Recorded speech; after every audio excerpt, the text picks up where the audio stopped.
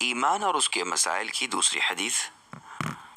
عمر بن الخطاب رضی اللہ عنہ سے روایت ہے، وہ بیان کرتے ہیں کہ ایک دن ہم رسول اللہ صلی اللہ علیہ وسلم کی مجلس میں تھے، اچانک ایک شخص وارد ہوا جس کا لباس سفید براق تھا، اس کے بال بہت زیادہ سیاہ یعنی کالے تھے، اس پر سفر کے نشانات دکھائی نہیں دے رہے تھے اور ہم میں سے کوئی شخص بھی اسے نہ پہچانتا تھا۔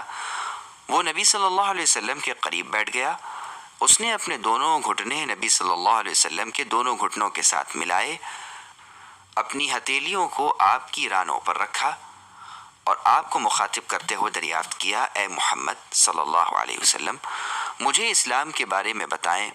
آپ نے فرمایا، اسلام یہ ہے کہ تم اس بات کی گواہی دو کہ اللہ کی ذات کے علاوہ کوئی معبود برحق نہیں ہے، اور اس بات کی گواہی دو کہ محمد صلی اللہ علیہ وسلم اللہ کے رسول ہیں، اور تم نماز قائم کرو، زکوٰۃ ادا کرو، رمضان کے روزے رکھو اور بیت اللہ کا حج کرو، بشرط یہ کہ تم اس کی طرف سفر کی طاقت رکھو۔ اس شخص نے کہا، آپ نے سچ فرمایا۔ اس پر ہمیں یعنی صحابہ کو تعجب لاحق ہوا کہ یہ شخص آپ سے دریافت کر رہا ہے اور پھر آپ کی تصدیق بھی کر رہا ہے۔ اس نے دریافت کیا کہ مجھے ایمان کے بارے میں بتائیں۔ آپ نے فرمایا، تم اللہ کے فرشتوں، اللہ کی جانب سے نازل کردہ کتابوں، اللہ کے پیغمبروں اور آخرت کے دن پر ایمان رکھو، نیز اچھی اور بری تقدیر پر تمہارا ایمان ہو۔ اس نے کہا، آپ کی باتیں درست ہیں۔ اس نے دریافت کیا، مجھے احسان کے بارے میں بتائیں۔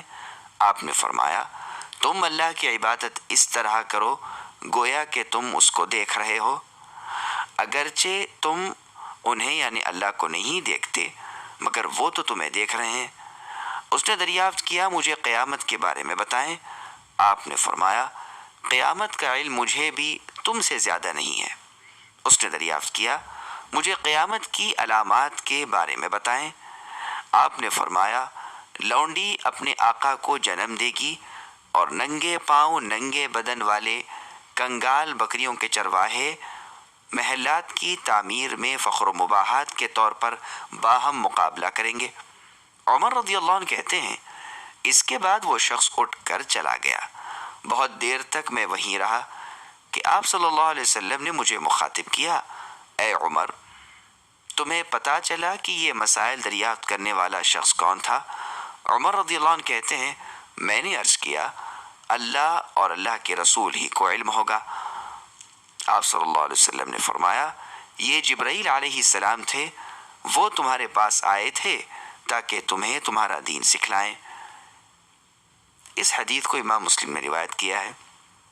وضاحت، حدیث کے ترجمے سے قارئین معلوم کر چکے ہیں کہ رسول اللہ صلی اللہ علیہ وسلم سے استفسار کرنے والے جبرائیل علیہ السلام تھے، جو صحابہ کرام رضی اللہ عنہم کی تعلیم کے سلسلے میں انسانی شکل میں آئے اور انہوں نے آپ سے ایمان کے بنیادی مسائل اور اسلام کے ارکان کے بارے میں سوالات کیے۔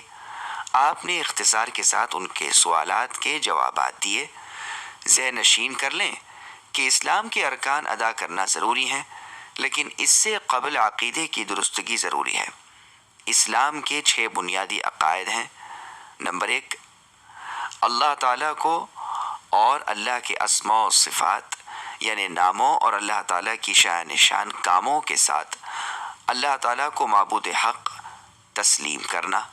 نمبر 2، فرشتوں پر ایمان رکھنا کہ وہ بھی اللہ کی مخلوق ہیں اور اللہ کے فرمان کے تابع و فرمانبردار ہیں۔ نمبر 3، تمام پیغمبروں پر ایمان رکھنا کہ اللہ پاک نے ان کو انسانوں کی اصلاح کے لیے بھیجا ہے اور محمد صلی اللہ علیہ وسلم کا درجہ تمام پیغمبروں سے بلند تر ہے۔ آپ خاتم النبیین ہیں، یعنی تمام انبیاء میں سب سے آخر میں آنے والے ہیں۔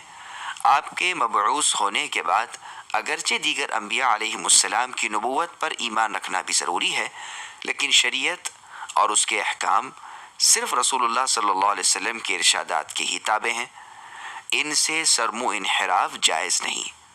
نمبر 4، اللہ پاک کی جانب سے نازل کردہ تمام آسمانی کتابوں اور صحائف پر ایمان رکھنا، بالخصوص قرآن پاک اور احادیث صحیحہ پر اس یقین کے ساتھ ایمان رکھنا کہ قرآن پاک اور احادیث صحیحہ کی حفاظت کی ذمہ داری اللہ پاک نے خود اپنے ذمہ لی ہے۔ لہٰذا یہ دونوں مجموعے تغیر و تبدل سے محفوظ ہیں، اور ہدایت کے ان دونوں سرچشموں کے علاوہ کسی بھی سرچشمے کو اہمیت نہ دی جائے اور نہ ہی اس سے رہنمائی حاصل کی جائے۔ نمبر 5، روز جزا و سزا پر ایمان لانا کہ اس کا وقوع ضرور ہوگا، اس میں سب کا محاسبہ ہوگا۔ نمبر 6، تقدیر پر ایمان لانا کہ اللہ پاک نے ہر ایک کی تقدیر تحریر فرما دی ہے۔ سب کام اللہ ہی کی لکھی تقدیر کے مطابق ہوتے ہیں، لیکن خیال رہے کہ اگر کوئی شخص کسی بیماری میں یا کسی دوسری مصیبت میں گرفتار ہوتا ہے اور تقدیر کے مطابق اس نے ضرور اس میں مبتلا ہونا تھا، تو اسے چاہیے کہ وہ صبر کرے۔ اس صورت میں تقدیر کا سہارا لینا درست ہے۔ لیکن اگر کسی شخص سے گناہ سرزد ہوتے ہیں، مثلاً اس سے زنا صادر ہو جاتا ہے یا کوئی اور اخلاقی گناہ سرزد ہو جاتا ہے، تو اس کو تقدیر کا سہارا نہیں لینا چاہیے۔ یعنی وہ یہ نہ کہے کہ چونکہ تقدیر میں مجھ سے زنا سرزد ہونا لکھا ہوا تھا اس لیے مجھ سے زنا ہوا ہے۔ ایسا کہنا درست نہیں، بلکہ وہ نفس امارہ کو ملامت کرے اور اللہ پاک سے استغفار کرے، یعنی اپنے اس گناہ کی بخشش مانگے۔ ان 6 باتوں میں سے اگر کسی شخص کا ایک بات پر ایمان نہیں ہے تو اس کو مسلمان نہیں کہا جائے گا۔ اس کی نماز، روزہ اور دیگر اعمال صالحہ عند اللہ یعنی اللہ کے ہاں معتبر نہیں ہوں گے۔ اللہ پر ایمان لانے کا مطلب یہ ہے کہ اللہ کے ساتھ کسی کو شریک نہ کیا جائے، صرف اللہ ہی کی عبادت کی جائے، اور اللہ کی نازل کردہ کتاب قرآن پاک اور احادیث صحیحہ پر عمل کیا جائے۔ صحیح حدیث کے ہوتے ہوئے اس کے خلاف کسی صحابی، تابعی یا امام کے قول کو ترجیح دینا شرک فی الرسالت ہے، یعنی نبی صلی اللہ علیہ وسلم کے ساتھ اسے آپ کا شریک ٹھہرانا ہے۔